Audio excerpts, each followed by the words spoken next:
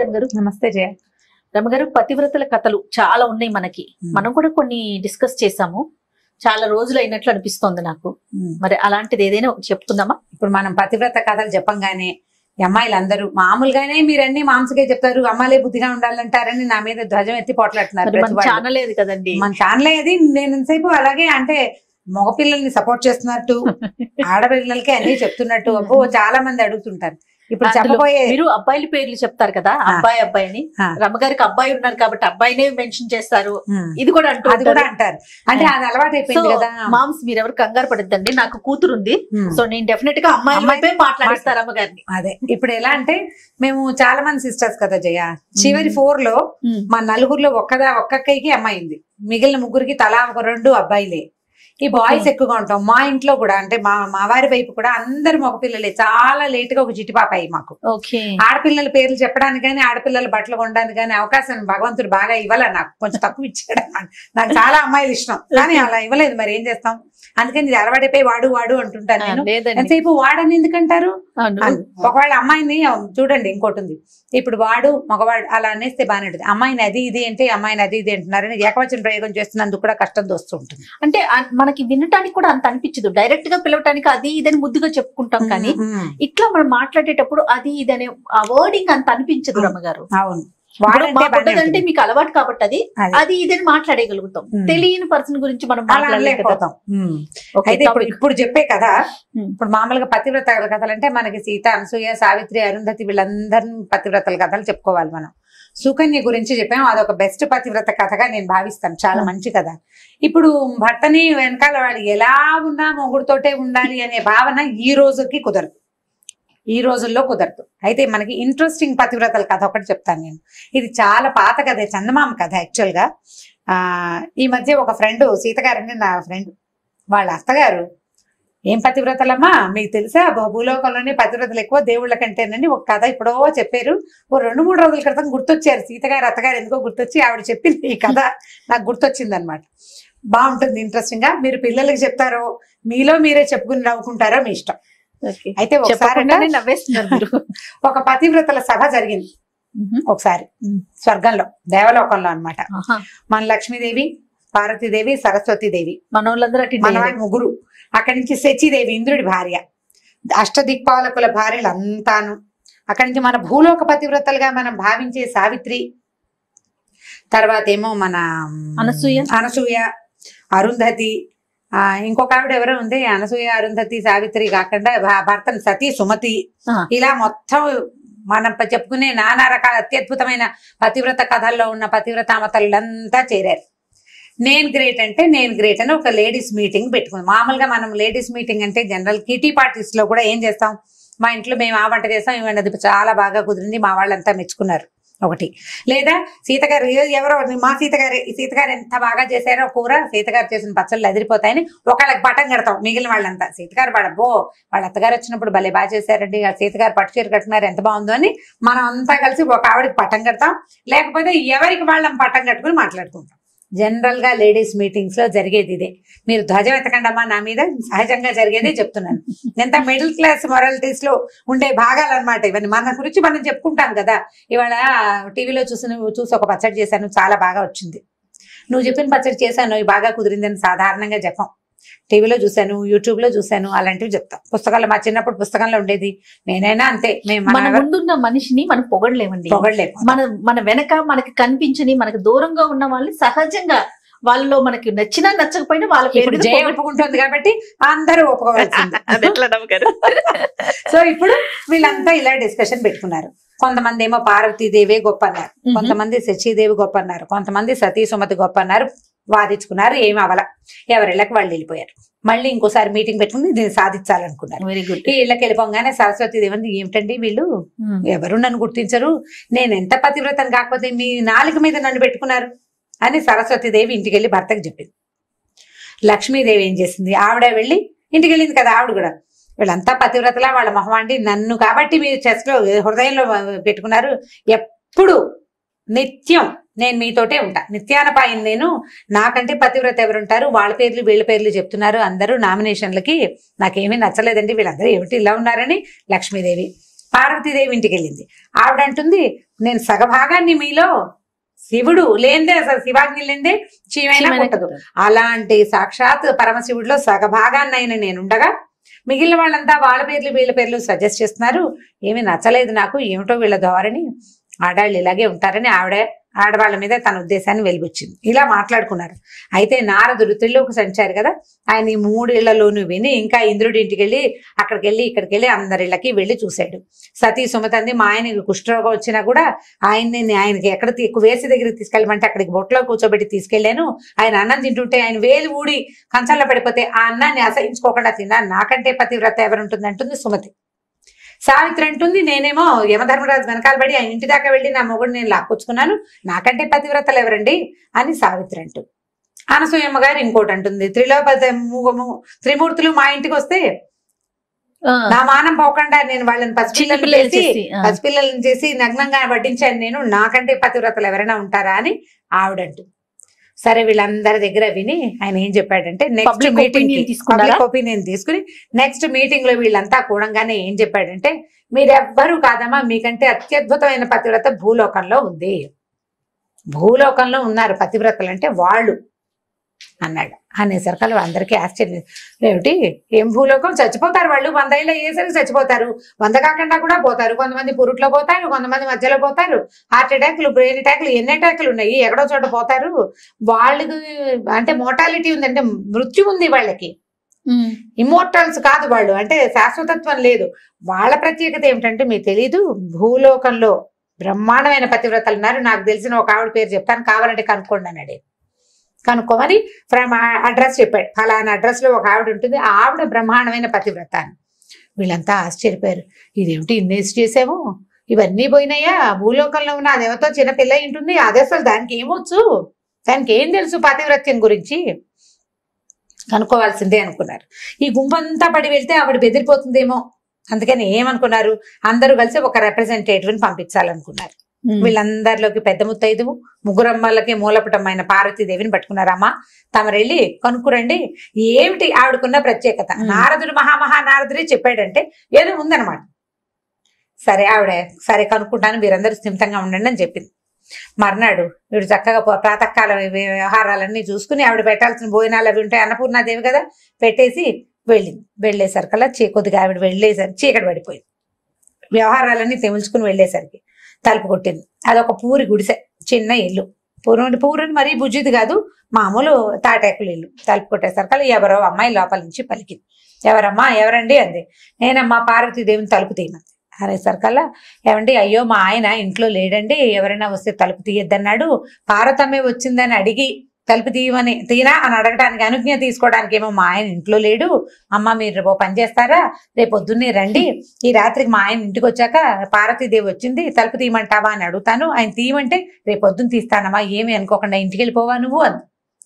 పార్వతీదేవి ఏమిటి నేను వస్తేట మొగుడిని అడగాల వసిని అనుకుని, సరేలే ఏమిటో వీళ్ళ భూలోక నియమాలు మనకు తెలియదని ఆవిడ వెళ్ళిపోతే ఈవిడేం చేసింది, ఈ అమ్మాయి భర్తను అడిగింది, రేపు పార్వతీదేవి వచ్చింది సాయంకాలం తలుపు తీయమంటావా, రేపు పొద్దున వస్తానందంటే ఆ తీయి పార్వతీదేవిని తీసుకొచ్చి లోపల కూర్చోబెట్టి మంచినీళ్ళు అవి ఇవి మంచి మాట్లాడమని చెప్పాడు భర్త. దేవతని ఆవిడ దేవత పైనుంచి వచ్చిందని తెలుసు.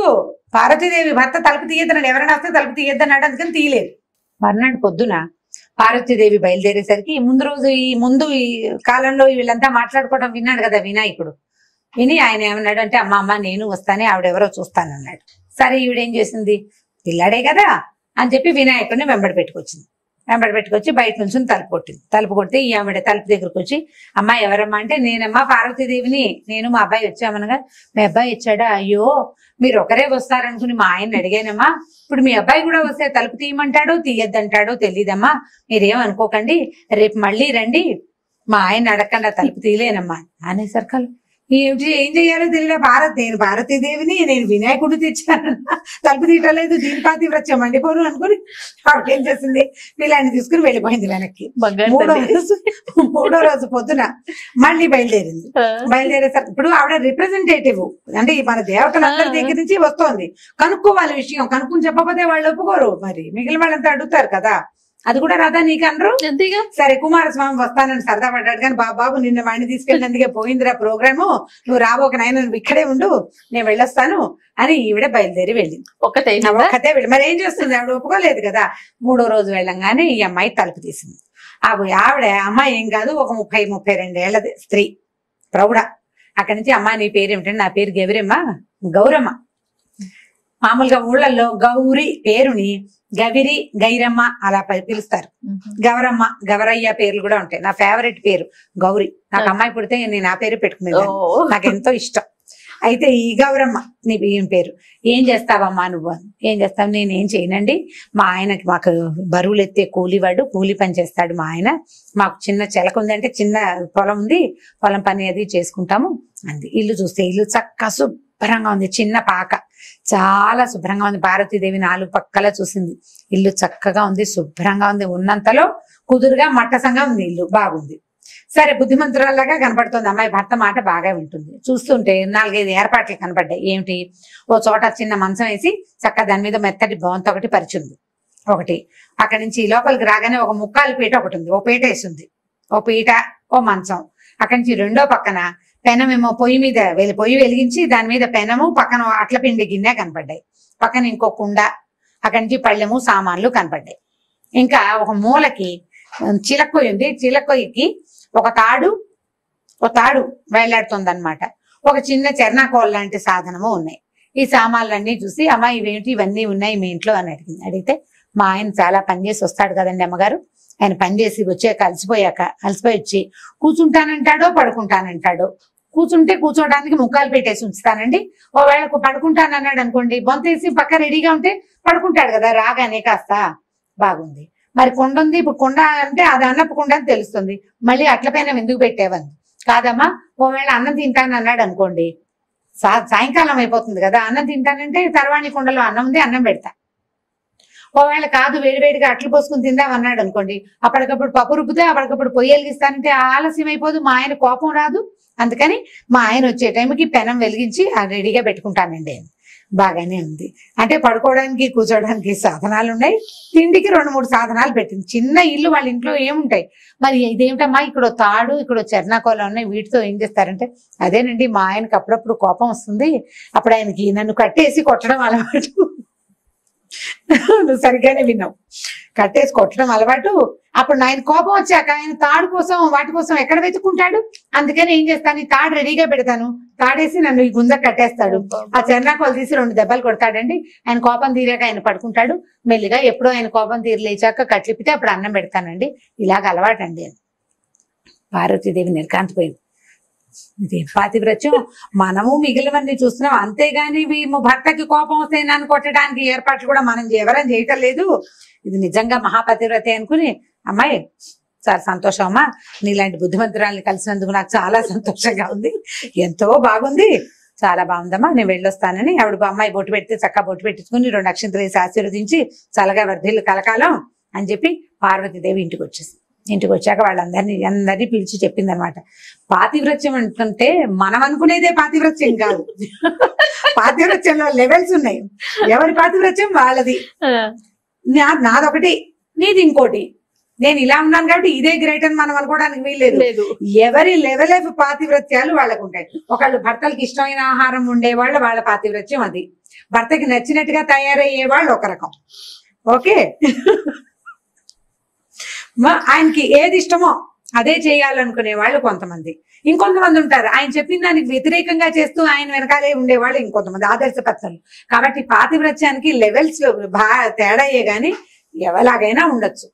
దీన్నే పాతివ్రత్యం అంటారు, దీన్ని అనరు అని అనడానికి వీల్లేదు.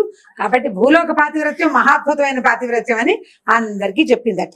ఆ తర్వాత వీళ్ళు ఈ మీటింగ్లు పెట్టి నేను గ్రేట్ అని చెప్పకూడదు, ఎవడ గ్రేటెస్ట్ వాడితే నేను అక్కడి నుంచి ఆ ఏజెండా మానేశారనమాట అమ్మవార్లందరూ. దీని మీద మాట్లాడకూడదు, ఇవన్నీ మాట్లాడుకోవడానికి సంగతులు. ఇప్పుడు ఏది కరెక్ట్ ఏది తప్పు అనేది జీవితంలో ఎప్పుడు రాసి పెట్టి ఉండదు. మనదే కరెక్ట్ అనుకోవడానికి వీల్లేదు.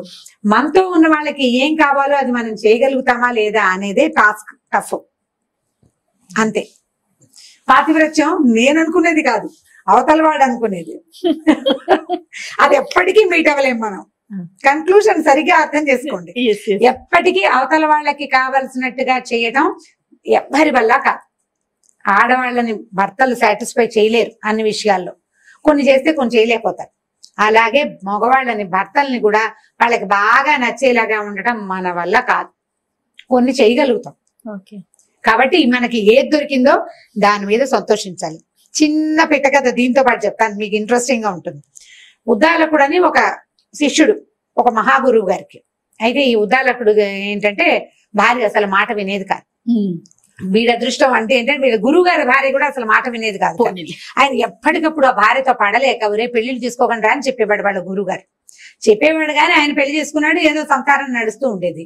ఓసారి ఏమైందంటే ఈ శిష్యులందరికీ చెప్పేవాడు కానీ ఎవరు దాని వాళ్ళు వీళ్ళకే లేక పెద్దవాళ్ళు బలవంతమో వీడికే సరదా పుడుతుందో పెళ్లిళ్ళు చేసేసుకుంటారు.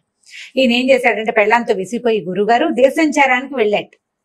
వెళ్ళేసరికల్లా ఆ దేశ సంచారానికి వెళ్ళినప్పుడు ఈ ఉద్దాలకుడు ఇంటికి వచ్చాడు. వస్తే గురువు గారు వస్తున్నట్టు వార్త వచ్చి ఉద్దాలకుడు అడిగాడు భార్యని, ఏమే నీ పుణ్యం ఉంటుంది, మా గురువు గారు వస్తున్నారు, అసలే ఆయన భార్యతోటి పడలేక దేశాటానికి బయలుదేరాడు, ఏమీ గొడవ పెట్టుకోవద్దు దయచేసి, మా గురువు గారు ఉన్నంతసేపు 4 రోజులు ఈ ఒక్క రోజు 4 ఇక్కడ ఒకటే రోజు ఒక పూట భోజనం చేసి వెళ్ళిపోతారు. సాయంకాలం చల్లబడ్డాక పంపించేస్తా, ఆయన ఉన్నంతసేపు నేను ఏమైనా అంటే నువ్వేం పట్టించుకోకుండా ఉండాలి ప్లీజ్ అన్నాడు. సరే ఆవిడేమంది, సరే 100 వరకు ఓకే, 100 తిట్లు నువ్వు తిట్టినా నేనేమను, 100 దాటేవో ఒప్పుకోను. ఈయనకి దొరికిందే ఛాన్స్ అనుకున్నాడు. తాట తీసేస్తానని చెప్పింది. ఈయన సరేనన్నాడు. అక్కడి నుంచి ఈయన రాగానే గురువు గారికి కయ్యమే నీ మొహమంట నీళ్ళు తీసుకురా అన్నాడు. తెచ్చింది. నీ దుంపదగా నీకు అది కూడా రాదేంటి అన్నాడు. ఇలాంటి తిట్లు నేను మంచి తిట్లు తిడుతున్నాను, నాకు అవే వచ్చు. బోలెడన్ని లకార మకార ప్రయోగాలతోటి మొత్తానికి కాబట్టి నానా తిట్లు తిడుతూ భార్యని తను ఎంత కంట్రోల్లో పెట్టాడో గురువు గారికి చూపించాడు ఉద్దాలకుడు. ఒక్క రోజులో ఒక్క పూటలో పొద్దునే వచ్చారు, పొద్దునే కాలకృత్యాలు తీసుకున్నారు, నదికి వెళ్ళారు, కాళ్ళు కడుక్కున్నారు, ఇంకేదో చేశారు, భోజనాన్ని కూర్చున్నారు. భోజనాన్ని కూర్చుంటే అది తేవే నీ మొహమండ అన్నాడు, ఇది తీసుకురావే నీ మొహమండ అన్నాడు, అది కూడా రాదా మీ అమ్మా నాన్న ఎలా పెంచారే అన్నాడు. ఈయన పాపం సంవత్సరాల తరబడి తిట్టదలుచుకున్న తిట్లన్నీ లోపల దాచుకున్నవన్నీ మొత్తానికి వెలుగులాగా బయటికి తెచ్చేసాడు. అయిపోయింది. సరే ఆవిడ పులుసు వడ్డించడానికి రాచిప్ప పట్టుకొచ్చింది. రాచిప్ప కాదు కొండే తెచ్చింది, పులుసు కుండ తెచ్చింది. చివరికి ఆవిడ ఈయన తిడతానని చెప్పాడు కదా, పొద్దు నుంచి ఆవిడ ఒక 100 చింతపిక్కలు లెక్క పెట్టి ఒక కుండలో పోసుకుంది. ఏం చేస్తోంది, ఒక్కోటి తీసి పక్కన పెడుతోంది. తిట్టినప్పుడల్లా ఒక గింజ తీసి బయట మంచి ఇంటెలిజెంట్. వేగా ఏమైంది, ఈ కుండ ఖాళీ అయింది, ఈ చింతపిక్కల గిన్నె ఖాళీ అయిపోయింది. అప్పుడే ఆవిడ పులుసు గిన్నె పుచ్చుకొని వచ్చింది. గిన్నె పుచ్చుకు రాగానే పులుసు అప్పట్లో ఉంది మట్టి కుండలతో వంట చేసుకునేవాళ్ళు. కుండ పగిలిపోతే కొత్త కుండ కొనుక్కోవటమే. ఈ కుండ భాండం పట్టుకొచ్చింది. పట్టుకొచ్చేసరికి ఈయన అన్నాడు, కుక్కమోహన్ దానా పులుసు వడ్డించు అన్నాడు. అనగానే ఆవిడ ఏం చేసింది, ధాడ్మని ఈ పులుసు గిన్నె ఎత్తి నెత్తి మీద కొట్టింది. మొగుడు 100 దాటిపోయింది, నేను చెప్పాను నీకు 100 అయిపోయిందండి. అనగానే గురువు గారు నిర్ఘాంతపోయాడు. ఉద్దాలకుడి పని అయ్యేపోయింది. ఉద్దన పని చేసేది ఉద్దాలకుడికి వెళ్ళాం అనమాట. ఆవిడ పేరే అది. అక్కడి నుంచి కొట్టేశారు కదా. గురువుగారు లేదు, భోజనం లేదు, ఎట్లా కొట్లా ఉన్నది ఏదో తిన్నారు. ఆయన చావుదేవుడు బతుకుదేవుడు అని గబగబా బయటకు వచ్చేసాడు. ఎట్లా కొట్లా ఆ భోజనం కాస్త ఫినిష్ చేసుకుని వచ్చాక వరే నేను ఇంటికి వెళ్ళిపోతాను అన్నాడు. అదేంటి గురుగారు దేశాటనికి వెళ్తానన్నారు, ఏదో నా భార్యతో పడలేకపోయినా ఇలా జరిగిందండి, 100 తిట్లు అన్నాను, ఉద్రేకం ఉంచుకోలేక తిట్టానండి అన్నాడు. అనేసరికల్లా ఆయన అన్నాడు, ఇంకెందుకురా దేశాటన, మీ అమ్మగారు చాలా మంచిదిరా, ఇక్కడికి వచ్చాక నాకు అర్థమైంది ఆవిడకి ఎంత కోపం వచ్చినా కుండ పగల కొట్టేది కానీ ఒక్కనాడు నన్ను ఎత్తిన కొట్టలేదురా, మానవరాలు బంగారు తల్లిరా.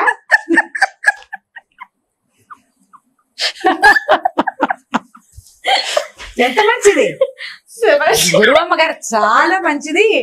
కుండ పగలగొట్టేది కానీ అవి విసిరేసేది, అంతేగాని నా నెత్తి మీద కొట్టలేదు. చూడు ఇప్పుడు గురువు గారు పెద్దవాడు అన్నం తింటాడని లేదే నీ పెళ్ళానికి, నీ నెత్తి మీద కొట్టిందా, నీ నెత్తి మీద ఆగిందా, కుండ పెంకు నాకు తగిలింది, సగం పులుసు నా మీద పడింది, అన్నం అధ్వాన్నం అయిపోయింది. ఏదో పెద్దవాడిని భోజనానికి పిలిచాం, కనీసం బయట నుంచి వచ్చిన అతిథికి అన్నం పెడదామని ఇంకితం లేదురా నీ పెళ్ళానికి. దీనికంటే మా ఆవిడ చాలా మంచిది, పాపం ఏం చేస్తుందో తిట్టడానికి కొట్టడానికి మనిషి లేక ఎంత అవస్థపడుతుందో, నేను వెళ్ళిపోతాను రా అని గురువు గారి ఇంటికి వెళ్ళిపోయాడు. ఇప్పుడు పాతివ్రత్యం లెవెల్స్ చూసారు ఎలా మారిపోయినాయి. ఆవిడ గిన్నెలు విసిరేస్తోందని ఇంట్లో నుంచి బయటకు వచ్చేసాడు ఈయన. ఈవిడ ఏకంగా నెత్తి మీదే పగల కొట్టేస్తుంది. కాబట్టి ఏది బెటర్మెంట్ ఇవి ఆలోచించుకుని ఈ కథని తల్లులు చక్కగా శ్రద్ధగా వినండి అమ్మా, బాగా అర్థం చేసుకోండి. ఈ 2 కథల్ని మీరు హస్బెండ్స్ కి చెప్పాలి. ఇప్పటిదాకా పిల్లలకి చెప్పే కథలే చెప్పాం. ఫస్ట్ టైం భర్తలకు చెప్పవలసిన కథలు నెంబర్ 1 శ్రీకారం చుట్టాం ఇవాళ. నేను ఎప్పుడైతే ఆన్ ఎయిర్ అవుతుందో ఫస్ట్ ప్రకాష్ కి చూపించాను. నేను మా వారు వింటూనే ఉంటారు ఈ కథ, నేను చెప్తూనే ఉంటాను. మీకు అది చెయ్యక కదా నేను ఎంత మంచిదానో మీకు అర్థం కావట్లేదని చెప్తుంటాను అప్పుడప్పుడు. చాలా బాగుందండి. ఈ 2 కథలు గుర్తుపెట్టుకోవాలి, వీటిని అవసరమైనప్పుడు వాడుతూ ఉండాలి జాగ్రత్తగా. మళ్ళీ మోతాదు మించకూడదు. నాకు మాత్రం చెడ్డ పేరు తేకూడదమ్మా మీరు. రమ్మగారు చెప్పారని చూపించా. నన్ను నా పేరు చెప్పకూడదు, రమ్మగారు మాకు ముందే చెప్పారని మాత్రం నన్ను చెడ్డ చేయొద్దు. నేను బంగారు తల్లినే మా ఇంట్లో. ఇబ్బంది పెడతారు కొంతమంది, అలాంటప్పుడు దీన్ని వాడుకోండి. ఈ 2 కథలు పూర్తిగా అమ్మాయిల కోసం, అంటే తల్లుల కోసం అని చెప్పడం లేదు, అమ్మాయిల కోసం. ఓకే, సూపర్ రమ్మ గారు, చాలా బాగుంది. ఇంకొక స్టోరీతో మళ్ళీ కలుద్దాం తప్పకుండా.